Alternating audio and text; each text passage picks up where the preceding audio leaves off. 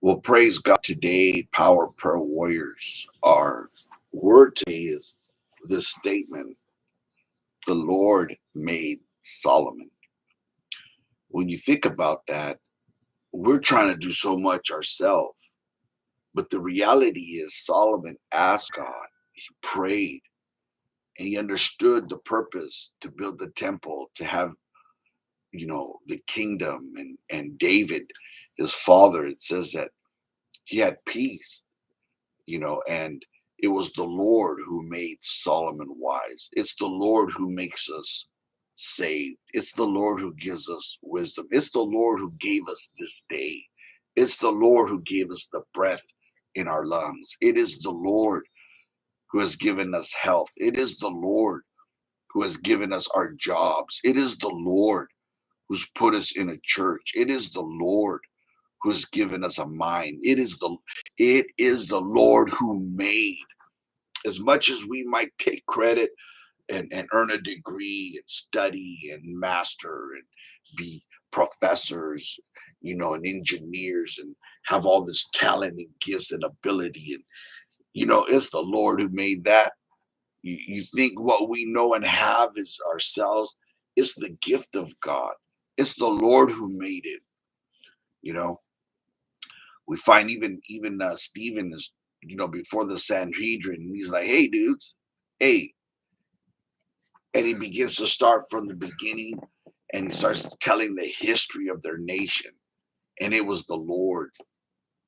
You see, there's no way that you can, you know, um, be like thought of as a manipulator when you just speak his. Stephen is speaking the truth of Abraham and how God moved and what he did, and he knew the history.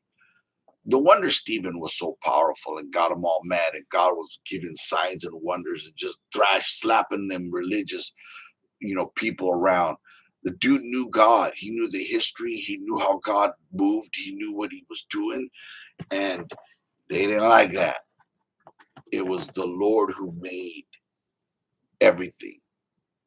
Even our psalm today, unless the Lord builds, unless the Lord watches, unless it's the Lord, then what is it? Think about it. If it's not the Lord, then what is it? It better be the Lord, because everything else, history tells you, everything else everybody's done is a mess, starting from Adam. Oh, help me, Jesus. Yeah, watch your words. That's what Proverbs says. Your words are what dictate to you. It says to here today. It says this. Those who gossip is what separates. Your words. You produce conflict by your words, violence, and the path you walk. Those who wink their eye, they wink their eye, and they purse their lips. Don't be one of those people.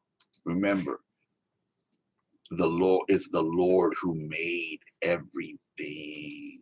Yes, he did. Oh, let me post. Wait, I gotta post our scriptures down here in our little chat. There it is.